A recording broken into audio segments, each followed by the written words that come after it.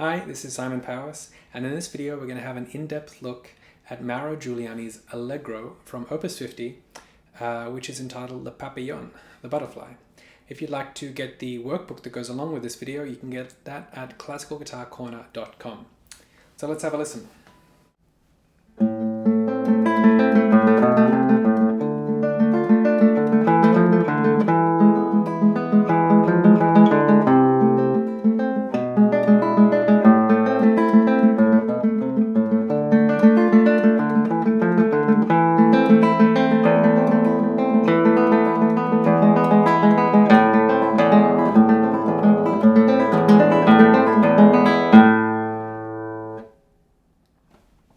So this piece is really popular, and rightfully so. It's very exciting and it fits really easily on the left-hand fingers. It's exciting for two reasons. One, because it's modo perpetuo, which means perpetual movement. It's got 16th note figures that run right from the beginning all the way to the end. And the second thing that I think makes it exciting is that it has a harmonic rhythm that gets more intense as the piece goes along. So the first measure starts all with just A minor, and then the second measure has all D minor. But by the end, we have one measure that has 4 different harmonies in it. So that harmonic rhythm is now going per quarter note or per crotchet. So to start off with, let's have a look at the key. This piece is in A minor, so if you're going to practice a scale to go along with this to learn the notes, it's a harmonic minor. The reason it's harmonic minor is because there's a G sharp that comes up with each dominant chord, the E major. Normally A minor has no sharps and no flats, just like C major. It's the relative minor of C major. But because of the dominant harmony, E major, there is a G sharp that comes up every time the dominant chord is there. So a harmonic minor 2-octave written out on the second page of the workbook sounds like this.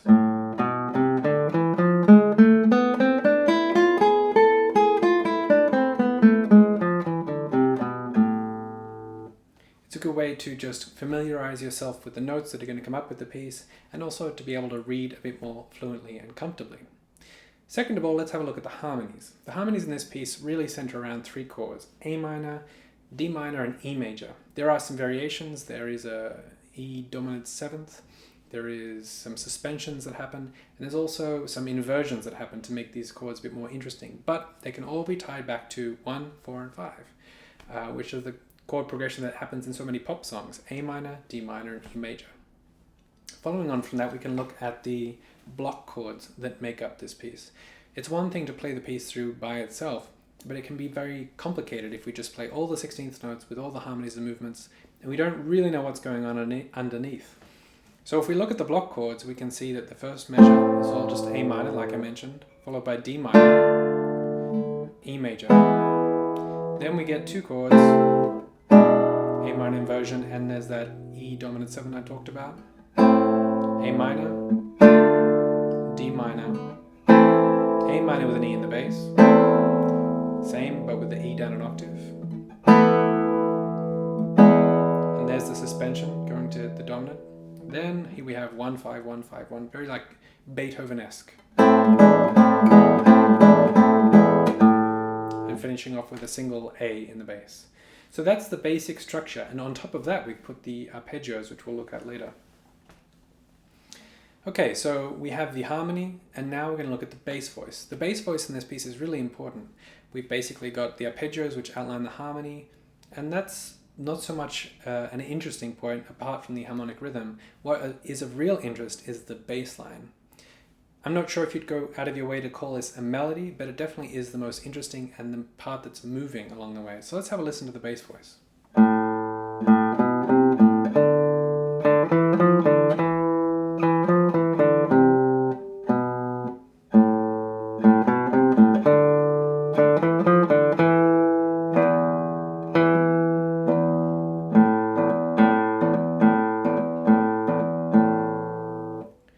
So I suggest you play through that several times, and really you can start to play around with it like it was a melody.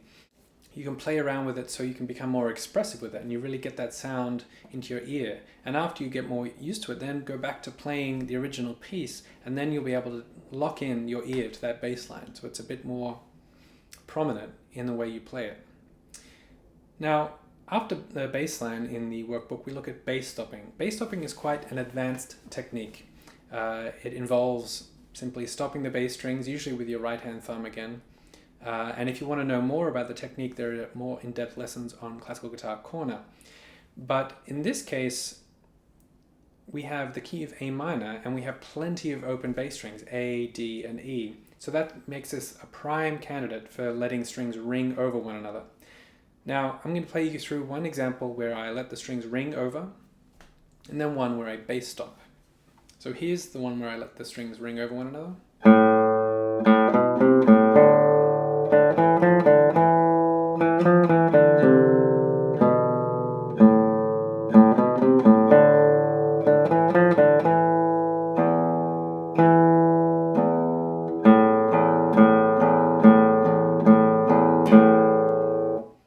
So you see, especially at the end there, the bass line gets very muddy because the strings are ringing over one another and you lose the distinct nature of the voice. Also, because I was letting the strings ring and I wasn't stopping them, I wasn't actually playing the rests, which are written in. So make sure you do play the rests and play the silence that they indicate, like this.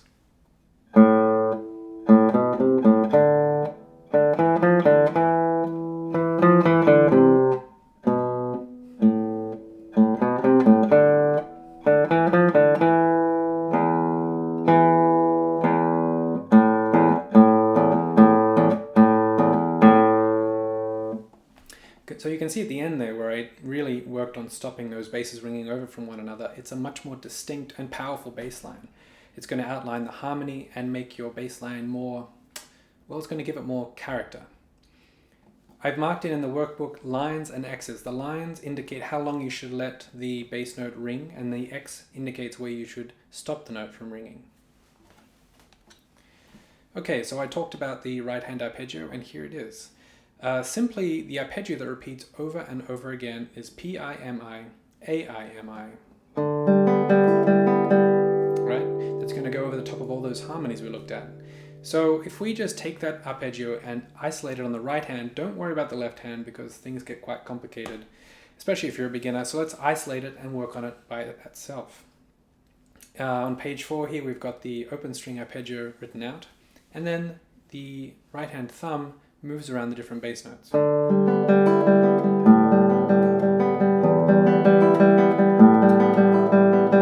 what I want you to do while you're practicing through this arpeggio is I want you to focus on making a nice sound, nice and clear on each finger, and make as nice a sound, as consistent as a sound as possible with the nails. And I also want you to think about the rhythm. Now I'm playing things quite fast just to get things moving along, but you can play it at any tempo you like, really. It's marked Allegro, but who's trying to impress who? We can play it as fast as you like. So I want you to make sure that the rhythm is nice and even. Just try and steer away, or at least notice if you're doing some kind of dotted rhythm like that, which can easily happen if you have, well, if you're not paying attention. Secondly, we look at the left-hand fingering. Now I've outlined 2 examples here where we have pivot fingers. In this passage, going to the D minor, that second finger stays the same. You want to make sure you use that pivot finger because it helps the left hand be stable, and also means you don't have to use any more energy than you would like. And the second example is measures 7 to 8, where the third finger acts as a pivot for about 1.5 measures there. Right, on page 5 we have dropped notes.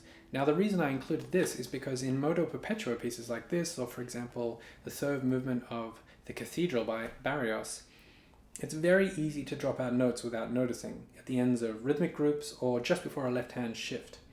A prime example might be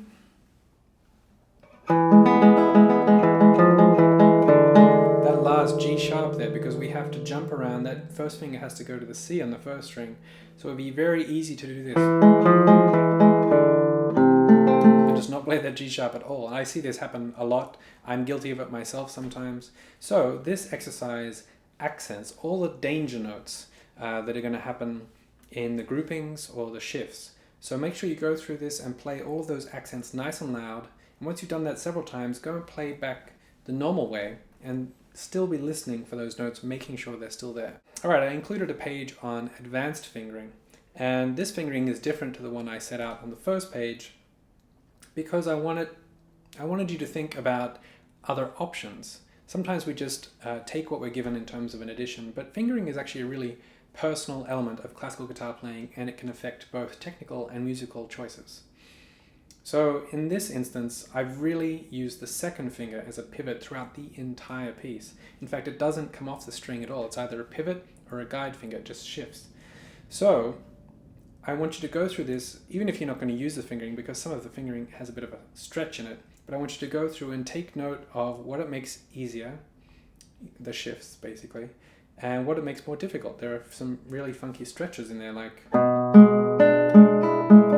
playing that with 3, 2, 4. It's quite a configuration down in the first position.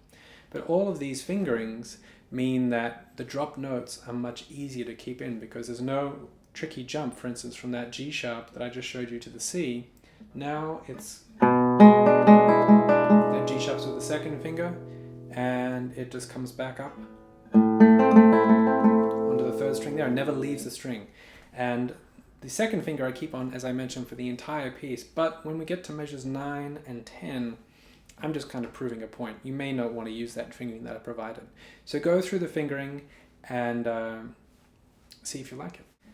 Finally, we come to dynamics and articulation. Now, musicality is something you want to be thinking about right from the beginning of any piece. But of course, especially if you're a beginner, there's so much to think about with the left hand and the right hand that musicality can kind of go out the door, and we're just focusing on playing the notes.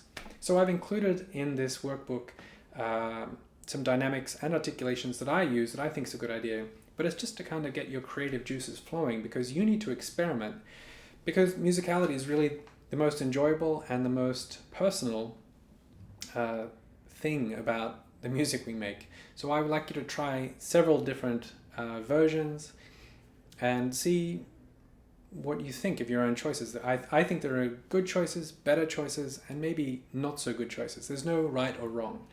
So go through and do several different versions with different articulations all over the place. Use a photocopier, print out several versions and just mark it up with a highlighter or a pen, whatever you want to do. But experiment and see what works. Maybe play it for other people. So that's what I've got for you with Mauro Giuliani's Allegro. I hope you enjoyed this video, and I hope you enjoy the workbook and have fun making music.